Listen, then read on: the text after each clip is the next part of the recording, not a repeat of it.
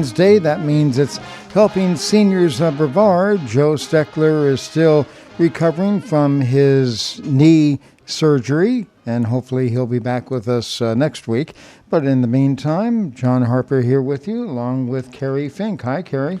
Hello, John Harper. How are you doing today? Well, we're doing wonderful and looking forward with great anticipation to the event coming up on Saturday, the big car raffle. Oh, my goodness. Yes, we're definitely going to spend some time talking about all of that. And let me go ahead and bring right into the conversation our guest today, who is a long time friend of Joe's and the Helping Seniors organization, and what an expert he is, and we're really blessed to have him in the house. He's elder law attorney, board certified elder law attorney, Bill Johnson. How are you today, Bill? Good afternoon.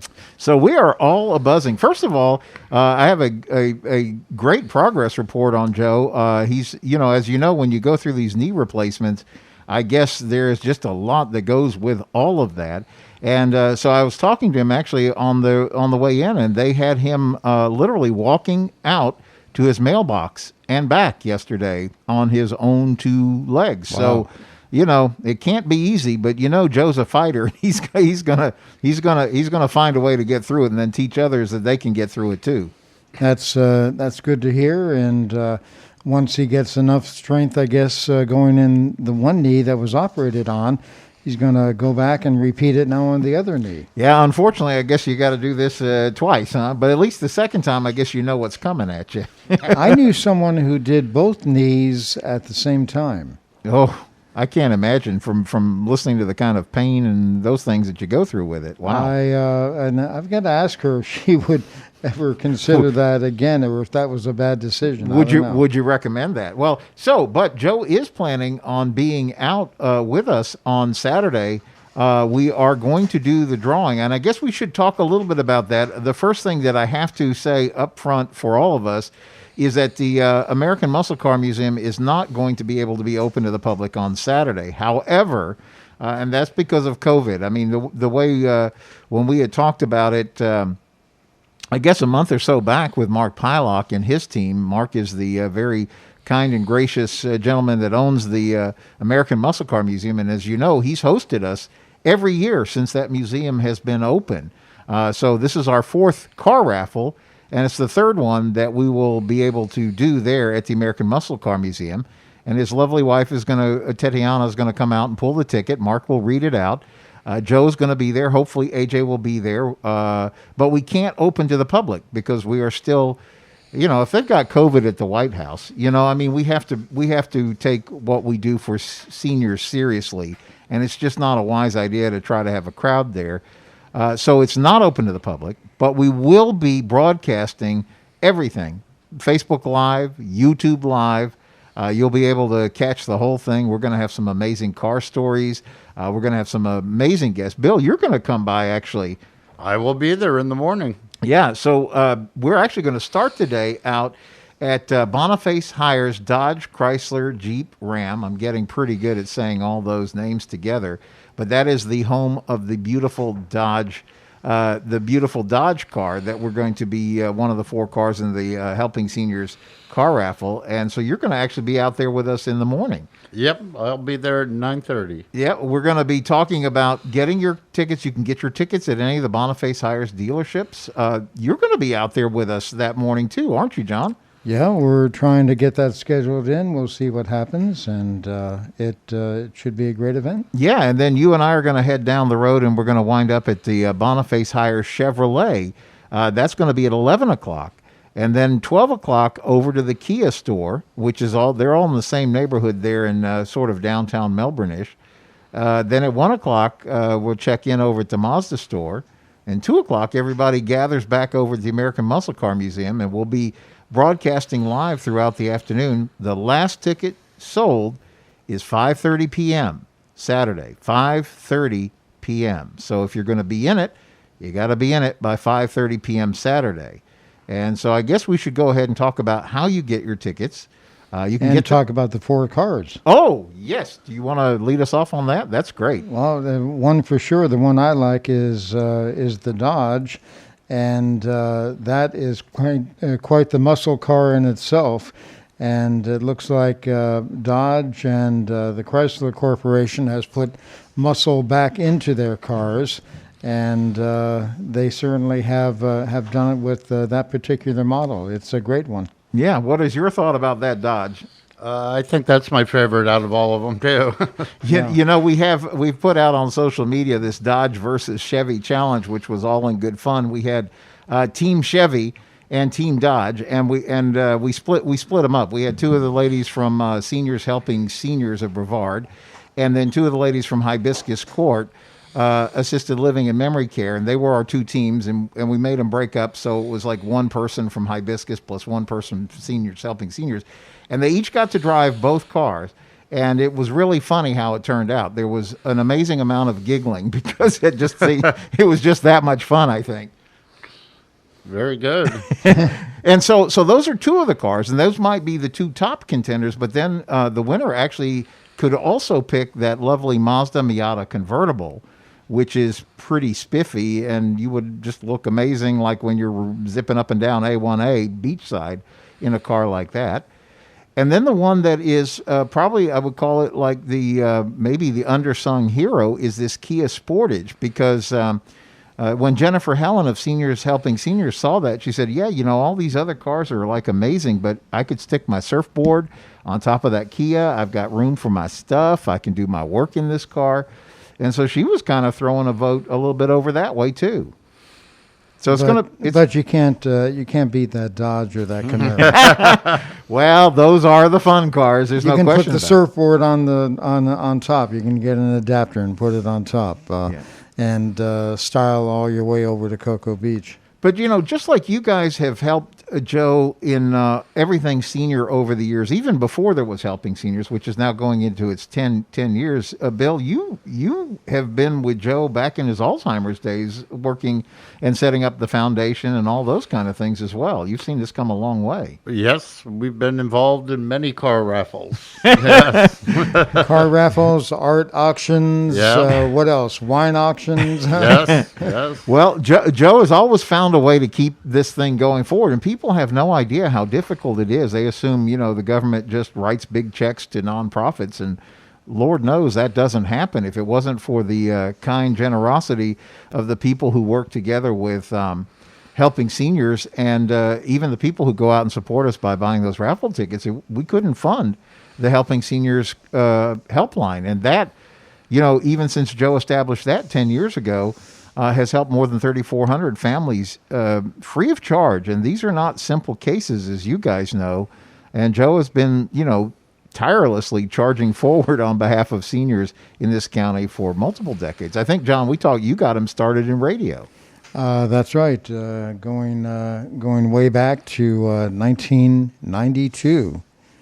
And when Joe was with the Alzheimer's Foundation, and I believe he was starting his first, I don't know if it was a car auction or an art auction when he came to me, but it goes way back, and we've been doing this ever since. And I know Bill Johnson, as you were just saying, Kerry, Fink, Bill Johnson has been there for many of these events, and you've lent your support.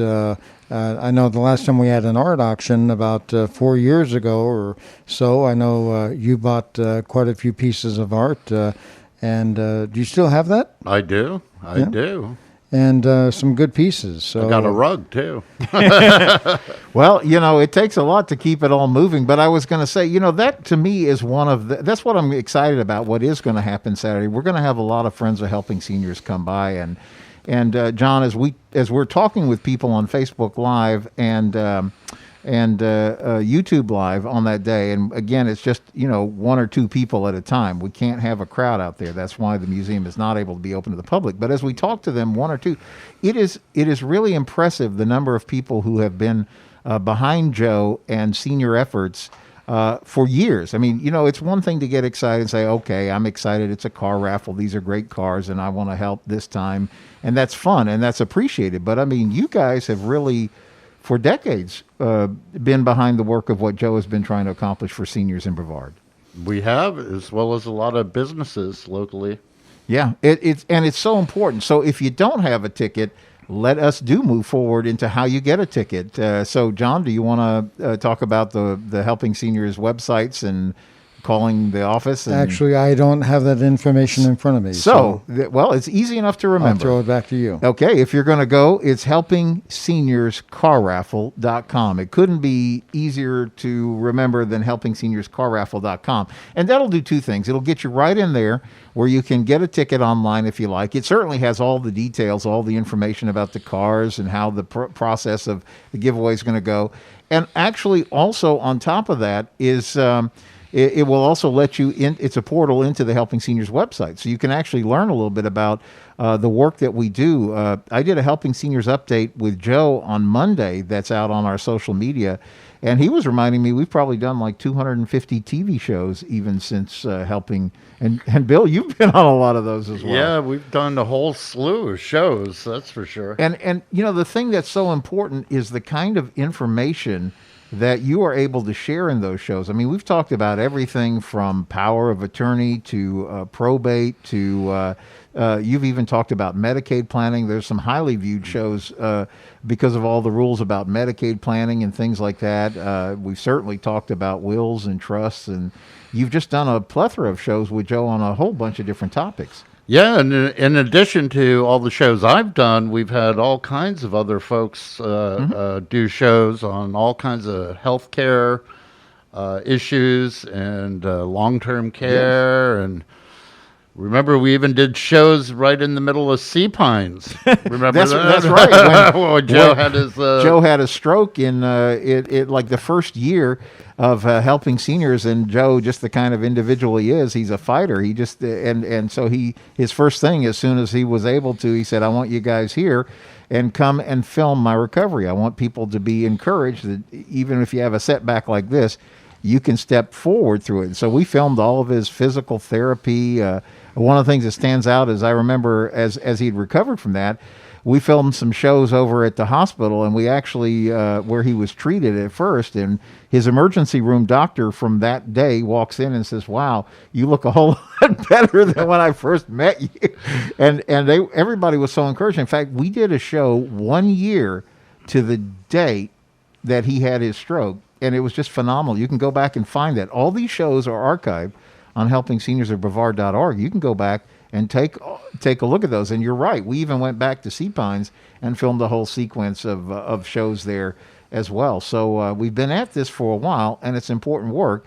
And I guess that will actually bring us to our topic for today, because we were saying, here we are. We're in COVID world. Things are shifting. We're now supposedly okay to kind of open things back up, but we're supposed to use all the precautions and our own good judgment. But then we see that even in the White House, they're fighting the corona battle. And so what I wanted to ask you about, Bill, because you always keep your thumb real close and you know what's going on legislatively and everything. And I said, what should we talk about today? So let me tell you what's happening in Tallahassee. Well, we have a lot going on. Things in Tallahassee really don't kick off till after the elections, because we obviously got to figure out who's going to be in government, and right. Then they do the committee assignments, and then we start off the year and get things rolling. The biggest thing probably with COVID is the budget deficit. There is a huge hole in the state budget, and they are looking right now at asking each agency where they can cut, because they've got a big number they've got to make up, and a lot of that is lost tourist dollars and Bill, the long-term implications of this heading into 2021 and 22 are very serious, as you just started to say. The tourist tax dollars are down dramatically.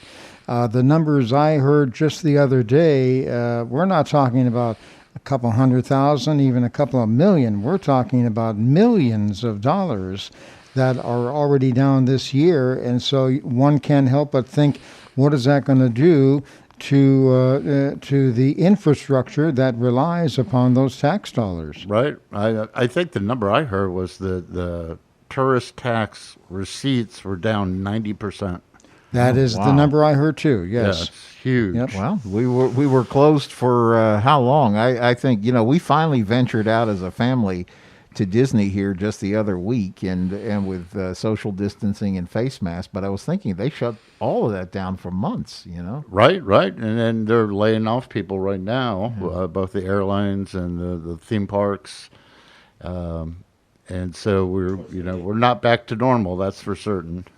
Yeah.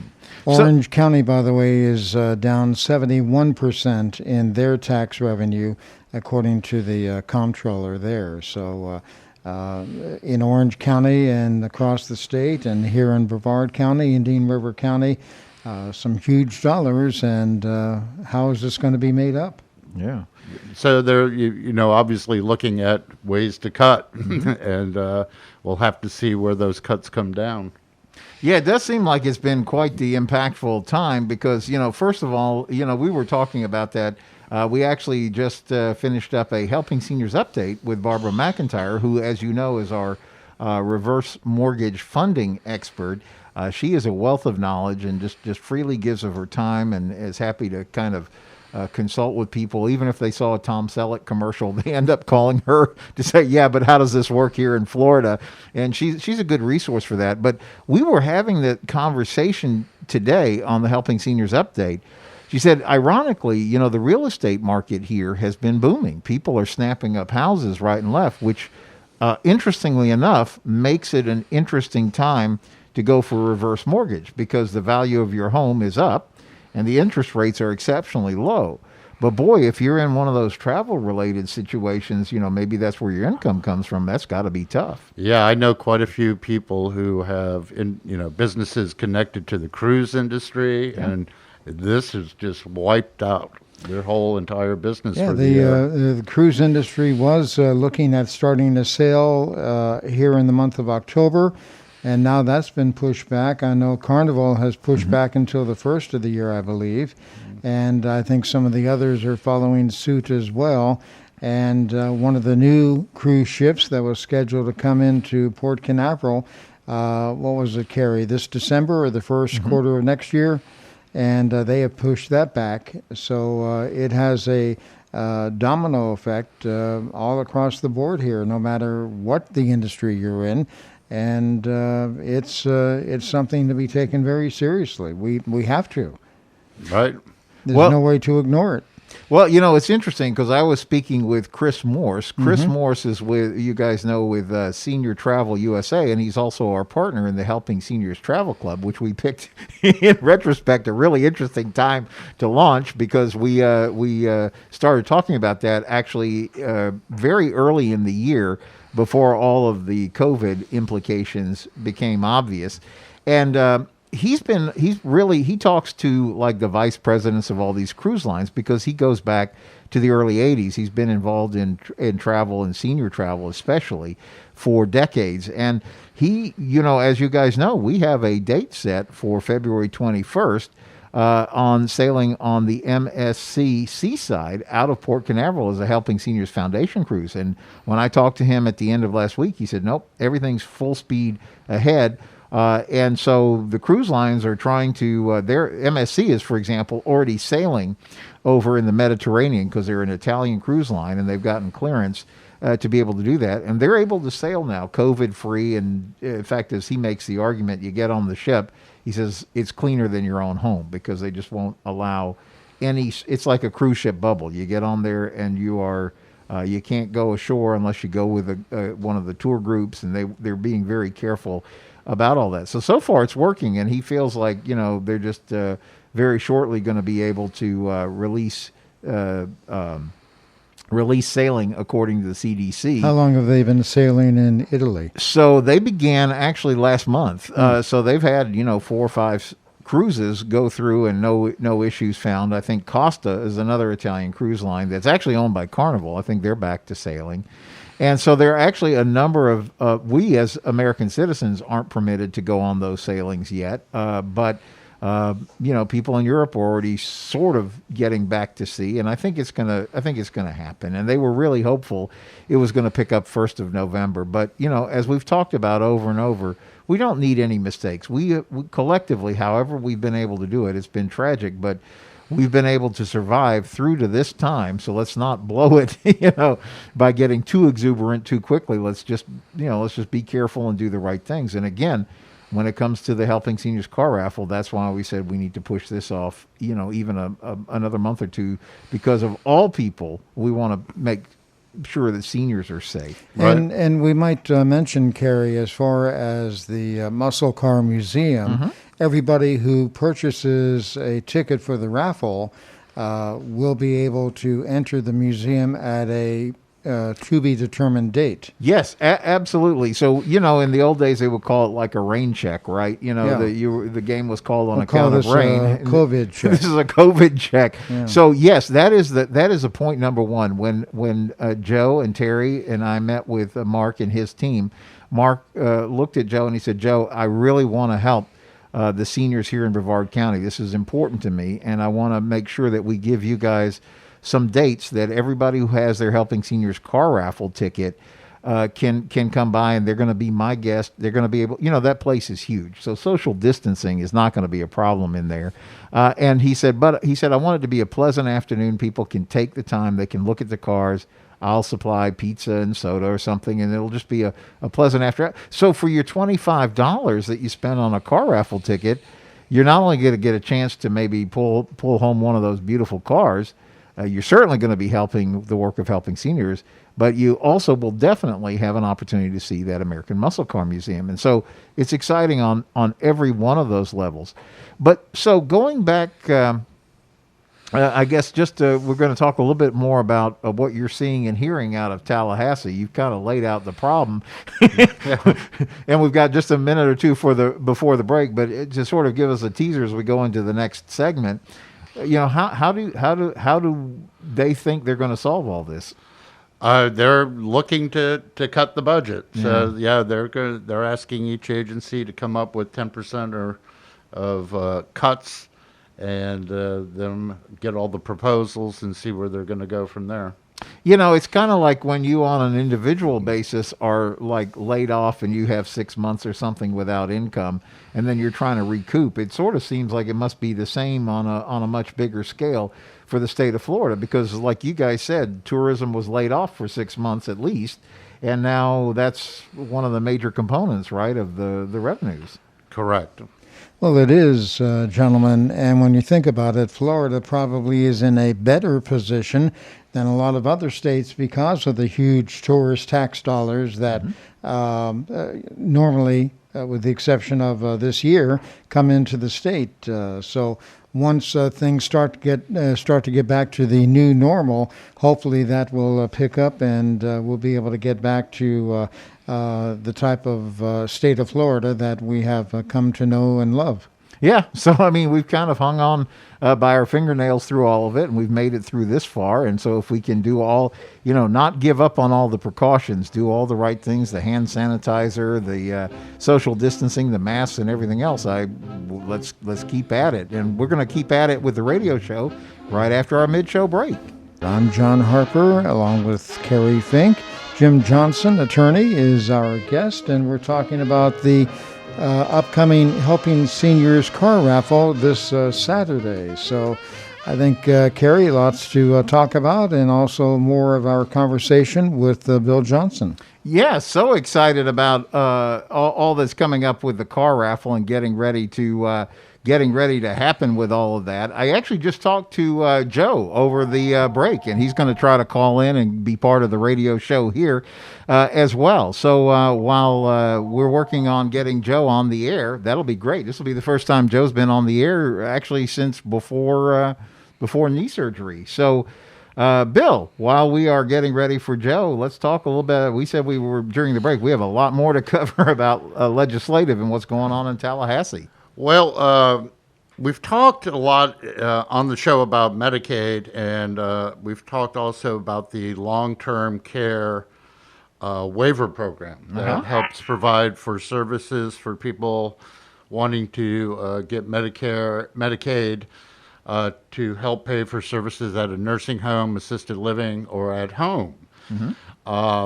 The portion of that program called the Home and Community-Based Services, which helps provide for services in assisted living and at home, the process is you apply, at least here locally, through the Senior Resource Alliance over in Orlando, and they, if you qualify, they give you a ranking, and they put you on a list, and the rankings are from 1 through 5. The 5s are at the top of the list. The 1s are at the bottom, and then when they call you off the list, you do the income asset verification with the Florida Department of Children and Families, and then you pick one of 6 providers here locally. And if you're at home, they bring the services to you at home. If you're looking at assisted living, these providers have contracts with assisted living facilities, and you get a discounted room and board rate, but the services get paid for by Medicaid. And this program's been very, it's a great program, right? Because it helps pay for services at home or in assisted living that a lot of people couldn't afford. But one of the problems with the program has always been it's not, funded enough, for lack of a better word. So currently they have 40,000 slots for Floridians, but the wait list is 56,000. I remember you and Joe have talked about this an awful lot, about the waiting list and everything. And speaking of Joe, I think we have Joe on the line. Hello, Joe. Yeah, I'm here. I have something I wanted to say, but I want before we say that, I just want to compliment Bill on the fact that all the years I've known the man, he's always pushed this Medicaid program, and one of the reasons that Bill has done it, and it's the same thing as I've done it, is because it's a program that helps people. But then Bill will tell you this, if you have a consultation with him, it will be a hill of beans good unless you get on the list. You have to get on that list, and I don't care if you're a medium income person and you think that you got everything covered, you might just find that you don't have everything covered, and it's important to get on the list. But I'll let Bill say more about that, but I just wanted to call in and compliment all of you on the fact that you picked up and done all this over the last few months. Making a decision to get a knee replaced is a tough thing, and I had to make a decision to get a second one done, and I hope it'll be a faster recovery than this first one. But it's important that these programs continue, and so we all work together on making good things happen so that people that need services have a place to go to get the services, and that's what helping seniors is all about.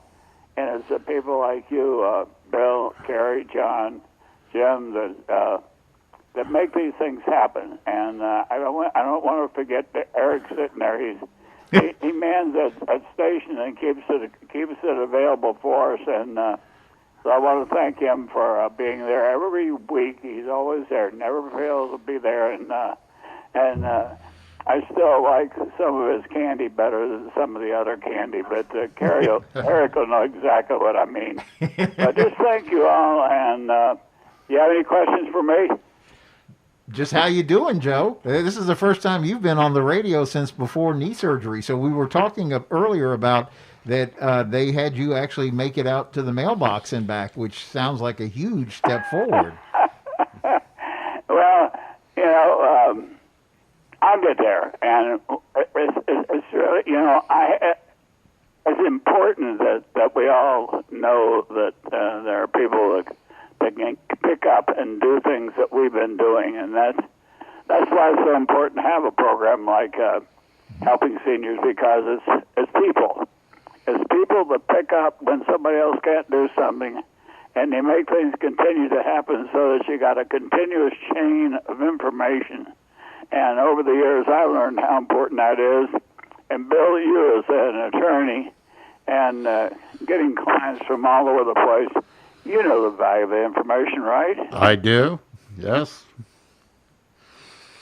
So I think it's important. Kerry, you go ahead. I don't want to take up this show. I'm enjoying listening for once. Well, you've done so many of these. Yeah, it must be a different chair to be in. But it's good to hear your voice, and glad you're on the air with us. So, oh, thank you, and it's always good to listen to you all. And I know you're a prayerful guy, Kerry. You just keep paying prayers that people keep buying those $100 bundles of tickets because they're coming in. And actually, a point I wanted to make, and the last thing is that in a time like our country is having right now, this pandemic, actually the car raffle is doing better than it ever has before. And I think a lot of that is because people realize the importance of this type of information. And people across the country are supporting the raffle because I see every ticket and I know where they come from. And I assure you, listeners, that there are people outside of Brevard County that are helping us keep this program going inside of Brevard County. So with that said, I'm gonna sign off. Hold on, Joe. John Harper here. Quick question for you. You've done a lot of car raffles over the years for this organization and others that you've been associated with. You've done art auctions, wine auctions, rug auctions, what have you. This certainly has been a different one that has taken a lot of different twists and turns. Especially because the whole thing has evolved now in becoming a virtual car raffle. What's your take on this particular raffle? And as you mentioned a moment ago, it's doing well, but needs to do even better since this is our signature event for the year for helping seniors of Brevard. What would you like the audience to know? Well, it is, but I think it's important that people know that as people learn more about programs that really do a good job of helping people, they want to make sure those programs continue to exist. And I personally think this is one of the reasons why people are... Just think for a moment what Bill Johnson's talking about, what's happening in Tallahassee, how the governor is making decisions. Where in the world are you going to get that kind of information? You're not going to get it written in the newspaper. You're not going to get it just by having somebody talk. It's about getting experienced people like Bill on the radio and having the ability to ask him questions and asking questions not just about his job, but, folks, what he's talking about on this Medicaid program, it's been around for years. And the waiting list always stay around $50,000, and it's the importance of our governor and our legislators developing good budgets that are able to draw money off of other programs that might not need the funding that year to fund a program like the Medicaid program, so that we can take some of these people that really need help and get them the help in need. Right, Bill? Correct, Joe. I'm going to elaborate on that as soon as we get going again. You go ahead and talk about it. I want to listen. Okay. Well, I've been one of the things that's going on in Tallahassee, that was kind of my lead-in about the program, is that, with 56,000 people on the wait list, we're going to have people who die because they could not get services. And that has become a point of contention. I'm aware that there was a lawsuit about that, that there are a significant number of people who pass away because they actually can't get help. They have to sit on a wait list waiting for the help. And, the optics of that are really bad for the state. Having a wait list of 56,000 people with people who are dying because they can't get help. And so now what they're doing if you can't fix the problem, fix the optics. And what they're going to do is make it much harder to get on the wait list. Wow. They are right now revamping. They're having public hearings on revamping the rules to get on the wait list. So only when I said they rank you 1 through 5, only the 5s, for example, would get on the list. Wow. Everybody else would not even be on the wait list. And subsequently, you're going to shrink your wait list from 56,000 maybe down to 10. And then the optics of that look much better than having a big, huge wait list with lots of people on it. So that's what they're in the process of doing, revamping it. So only the worst of the worst get on the wait list, which of course means everybody else is going to be out of luck is trying to get services. And this comes right on the heels of AARP doing its long-term care reports. Every so often, AARP does a long-term care scorecard. And they have done that this year. And they rank all 50 states and the District of Columbia. And you have states that fall in the upper quartile, the second quartile, the third quartile, and the bottom quartile. So we have 51 different entities ranked, and guess where Florida is? I'm scared to guess, but you're going to tell me it's near the bottom. Dead last. Wow. 51. What? Florida ranked 51 of 51 entities, 50 states in the District of Columbia. We fell behind such notorious states as Mississippi, Arkansas, and we were even below the District of Columbia. My goodness. But we ended up on their scorecard, which looks at affordability and access, choice of setting and provider, quality of life and quality of care, support for family caregivers, and effective transitions.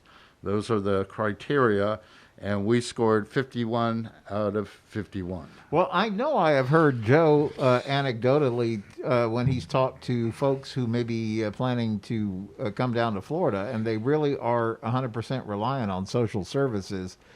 They'll call Joe up and say, on the senior helpline, or Kim, and they'll say something like, okay, I'm getting ready to come down to Florida. How do I get my housing voucher? How do I get my meal voucher? How do I get these different things? And Joe or Kim will have to kind of counsel the person and say, well, you might be better off staying in Illinois or, whatever state that you're in where those services are more readily available.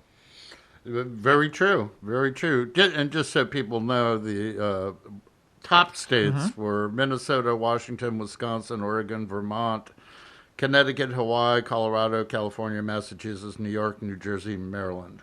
Yeah, coincidentally, I read something about Hawaii being the happiest state, too. So Yeah. maybe there's something in all that. However, I guess as you're watching this in Tallahassee, what are things that, Joe has always talked about, and it didn't get very far again this year with COVID being the primary driver, but Joe has always been advocating that we really concentrate on the advocacy council, because unless we let the people who make the rules know that seniors need more help and maybe aren't getting the help that they need, we've got to do something. And the advocacy council seems to be one of the tools that we could at least embark on here in Brevard County. And I know we've talked about that. It's amazing that we live in a county that doesn't even have an aging plan, and yet 1 out of 4 in our county is over 65. Yeah, we're per capita one of the oldest counties in the state, and it's just amazing that we don't have any sort of infrastructure or going forward on how we're going to address these issues. Yeah, so I was going to ask you, because I know you spend a lot of time, you instruct folks, who are in the Florida State Guardianship Association, and you yourself are always out advocating for seniors. What are your thoughts about, is there a way that seniors can be heard in this process? Well, at the ballot box is the best way. Vote for people who are going to vote for things that you are interested in, for lack of a better word, that affect your life. This is going to become a much scarier issue because with the downturns in the economy and things like that, and with bank accounts paying very little interest, seniors more so today than probably any time in the past are relying on Social Security to make ends meet. Sure. And that amount of Social Security that comes in is getting eaten up more and more by healthcare costs. Right. And subsequently, we don't have pensions anymore. Right. Most 401ks, I think the last time I saw, 75% of 401ks were underfunded. And then when you have a situation like we have with the Great Recession and now with COVID, people are out of work and they're having to draw money out of their 401k to pay for their expenses. That means they're not saving for retirement. Right. They're spending down their retirement. We're going to have a lot of very, very poor seniors in the future. And that's the reality of it. Well, that's one of the things that Joe and I talked about.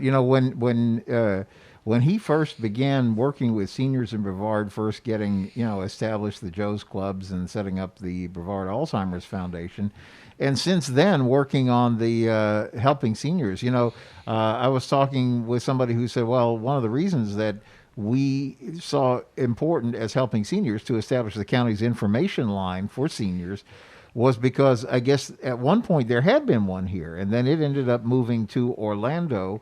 And so there was nobody really locally in touch with resources and things. And of course, a lot of these are macro issues, but there's a lot of micro issues. You're just here and you run into something and you got to know who you can call and who you can trust. And that's been one of the points. And I know Joe has always counseled about the value of creating an aging plan. And that's, I think, one of the reasons why he has appreciated so much, Bill, what you contribute into the helping seniors. I guess I would call it the knowledge pool, because you're always talking about that.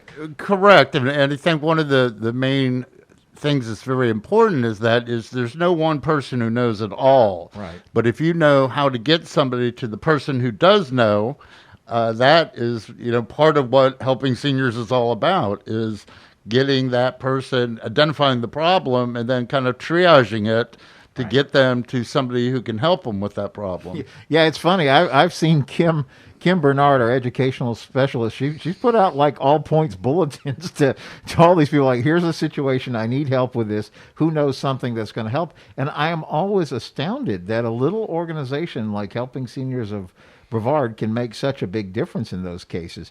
But again, over and over, what I keep learning is that kind of an ounce of prevention can be worth a pound of cure, and that's why getting ahead on all this stuff is so important.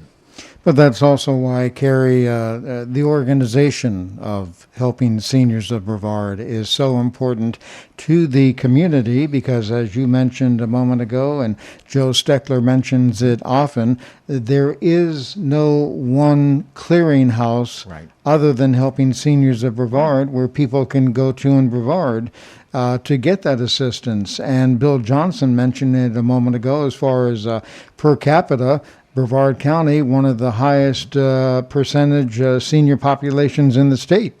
So without anybody in the county really doing anything to help the seniors, the Helping Seniors of Brevard organization is making that happen itself. Yeah, and it not only happens directly, directly to consumer, if you will, through the Senior Information Helpline, where Kim takes those kind of calls you're probably on a call right now, even as we're on the radio. But also, I think it's why Joe has always stressed about the information side of this, and it's why we do the newsletter.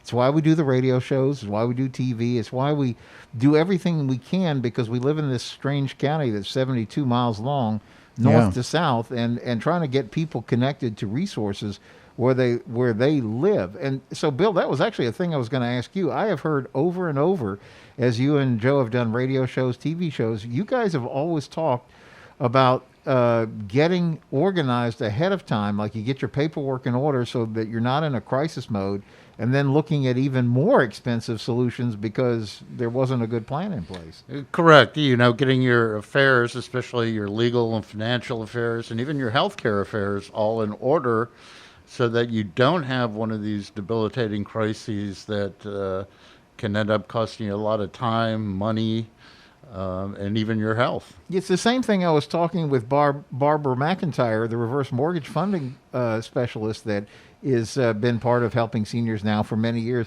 And it's the same thing. You want to go ahead and think about these as strategic plans before you need them. You don't want to be in an emergency situation. And I know just in the times you and I have talked, Bill, that somebody walking in and somebody's incapacitated and there wasn't a plan for it, now your only option legally is a guardianship, and that gets super expensive super quick. It does. And, your rights get taken away from you, and it's a very invasive procedure and costly and time-consuming. And, if you just had some simple legal documents in place, you may not have to have that. And then also, as I've just watched over the years when you and Joe have talked about this, people just assume, well, I'll get the help from Medicaid. But just like you're sharing today, between waiting lists and then you've got all these issues about Medicaid planning, and you might have done something with a good intention, but now you've caused yourself a problem even if you can get help from Medicaid, because there's that look back period and all those things you got to be aware of. Correct. And, we get people all the time who try to engage in self-help only to have it blow up on them. Yeah, and so it just seems like over and over, and as I said this to Barbara this morning, he said, so somebody can call you and they'll have a consultation with you, and it's no charge, and why wouldn't you take advantage of that? And I've heard you say too, if somebody calls your office, you'll be willing to take at least some amount of time and free of charge point them in the right direction and make sure. Yep. How does that work? Is there a number that they call? Yeah, how do we get in touch with Bill, Kerry, before we wrap up here? Yes. They can call my office at 321-253-1667. And we do have a website, www.floridaelderlaw.net. Good. And that number one more time. 321-253-1667. Elder law attorney Bill Johnson, been with us for many, many years, great friend of the organization, yes. And he's the best and highly recommended. Kerry, this will be our last opportunity before the big car raffle on Saturday to give one final push. If we want to talk one more time about the Helping Seniors car raffle coming up this Saturday and what's involved. I think you said it right. Somebody is getting keys to a brand new car Saturday. It might as well be you, right? So you're going to pick from a 2020 Chevrolet Camaro, a 2020 Dodge Challenger. You can have a 2020 Kia Sportage or a 2020 Mazda Miata convertible. All excellent cars from the AJ Hires, Boniface Hires family of dealerships. You can't go wrong. AJ even gives a lifetime, he says warranty forever on his cars. And so what a great deal. So somebody's getting keys to that. It might as well be you. But the only way that could even possibly happen is if you get your tickets. And you can get tickets online safely and securely through helpingseniors.carraffle.com, helpingseniors.carraffle.com. Some people like to call. And Kim was happy to help you get that done, and that you can call 321-473-7770. That's 321-473-7770. You can pop by any of the Boniface Hires dealerships. And Bill, I think you guys may still have some tickets at your office, right? We do. We do have tickets available at our office. And so what's that number for your office one more time? He snuck in. 321-253-1667. But you got to be in it to win it, John. And also it's one ticket for $25, 5 tickets for $100. And it's a donation. So I guess they're telling me that there's special rules that even if you haven't done deductions before, you may be able to this year. So get involved. All right, again, that phone number, 321-473-7770, or go online, Helping Seniors of Brevard, helpingseniors.carraffle.com. Perfect. All right, Kerry, we'll see you on the radio, on TV this Saturday. That's right. And on behalf of Joe and the team, thanks for tuning in.